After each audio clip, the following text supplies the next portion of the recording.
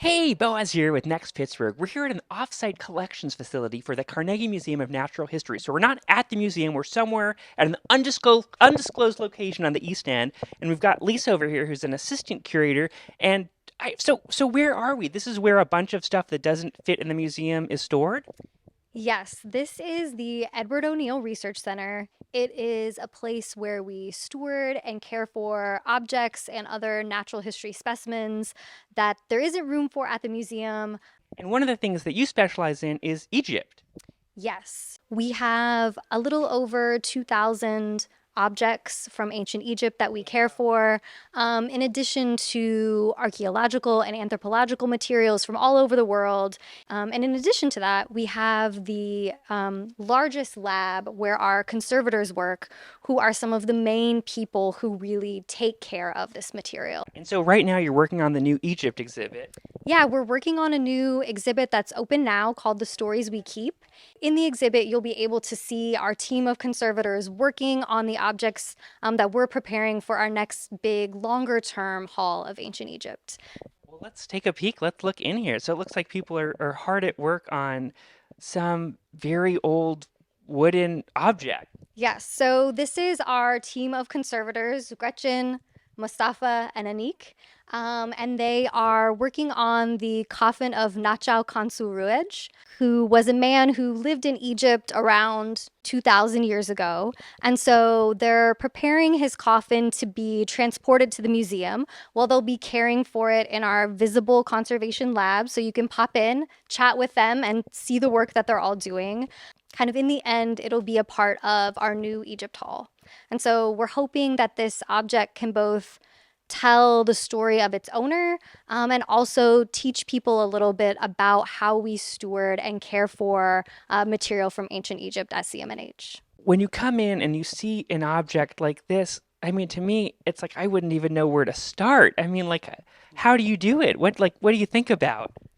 Um, this coffin, especially, it was in a very weak condition.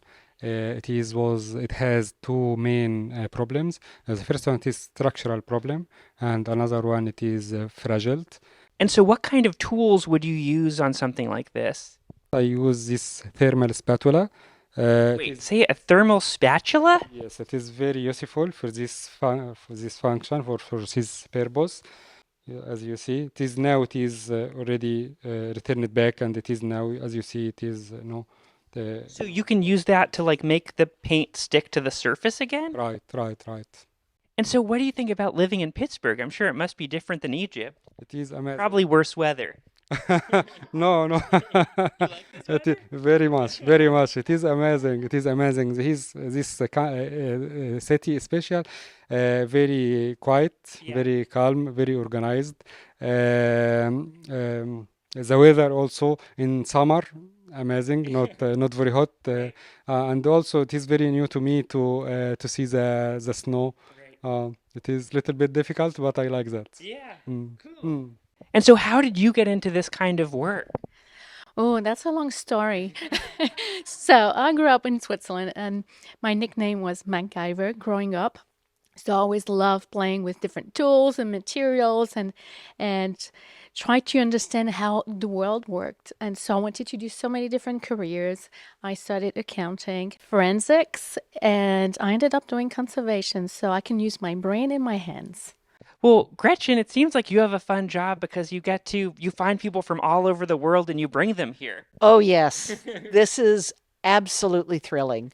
I have, and with the exhibit, that gives us an opportunity to bring more and more people here. I love training people. We have an incredible range of volunteers and interns who are working with us.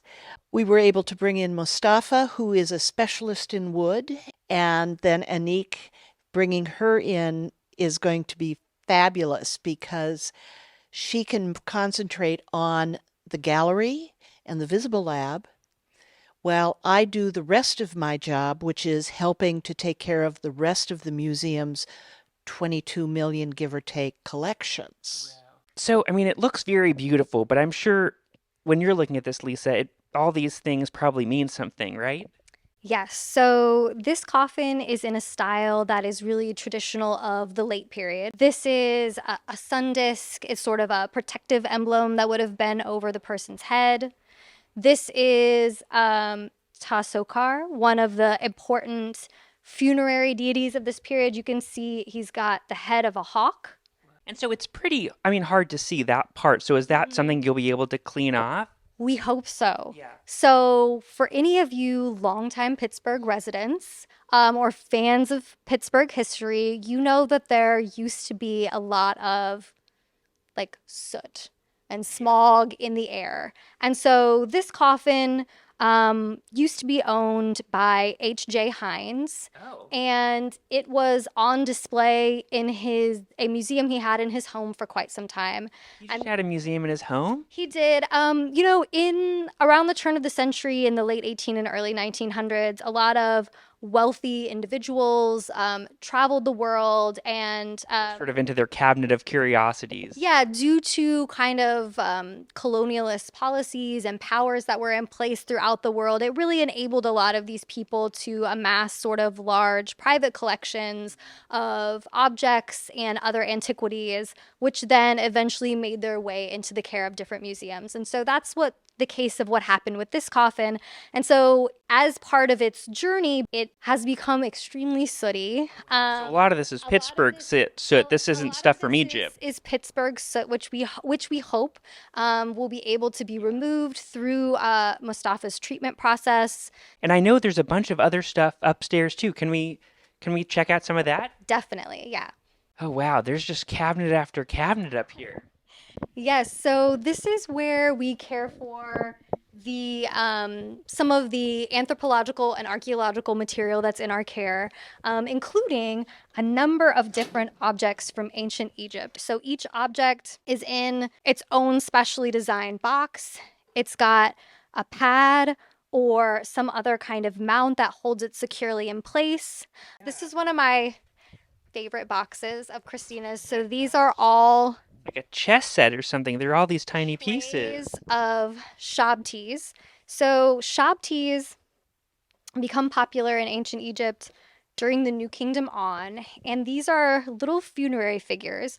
And you can tell from all of these matching ones, these are parts of sets. And if you look closely at this one, you can see they're holding little agricultural tools and implements. This is a little like a hoe. And sometimes they have a little basket on their back. And so they are meant to come to life in the hereafter and help the deceased by harvesting grain and food for them so that they can keep on living a slightly more leisurely life, not having to do that work for themselves. These are like their little minions to Yes. do all the work after they And so die. that's why you want to have a large group. So you've got a whole team of workers who are at your disposal and ready to help you. There's a lot of rope down there. Old rope is super cool. Like this rope, I think is around 4,000 years old. Oh my gosh, it looks So- like the same rope you could get at Home Depot. Yeah, it's totally amazing. This is a box of goat hair, the goat hair is probably actually like closer to like 6,000 years old, which I think is just like wild and amazing. Okay, what's happening here? So this is the lid to the coffin of Nachau Kansuruej, the coffin that we looked at down in the conservator's lab. You can see a lot more of the soot on the lid of the coffin than on the base, and that's because, that was facing up and sort of collecting everything that was in the air and in the atmosphere when it was stored out in the open. So you'll have to probably kind of look close to see some of the details, but it's really beautiful and elaborately painted. And he wears a really large floral collar, like a kind of large kind of necklace. And then there are scenes on the body of the coffin that are from the Book of the Dead. The inside of the top is likely also painted as well. But because it's in such a fragile state, You just can't flip it. yeah, we can't see that part right now to be able to know what's in there. And so like I said, we're really excited that this object is going to get the care that it deserves, and also that it's going to be something that is going to allow us to educate and engage with our visitors on so many different interesting and important topics. So this is a painted plaster fragment, and it is from the palace of Akhenaten, who was a pharaoh during the 18th dynasty. And this is from a specific palace he had, whose decoration was really focused on the beauty of nature and the natural Sort of like a world. floral pattern. It is. It's a floral pattern, and it's one of many that actually framed a central sort of painted pool. Akhenaten's popularity in ancient Egypt was pretty short-lived. And so after his reign, his capital city, a lot of the statuary and other structures he built were really badly destroyed. And so kind of survive in only a really fragmentary nature. And so this is a pretty special piece. Because also plaster is just really fragile in and of itself and hard to preserve. Thanks so much, Lisa. And some of these objects people can see if they come see the new exhibit at the museum. Yes, you'll get to see all the conservation team you met downstairs. They'll be working on new stuff all the time. You can ask them questions, and also to get a peek behind the scenes and see how we're able to care for these objects and make sure people can continue learning from them. Cool. Thanks so much. Yeah.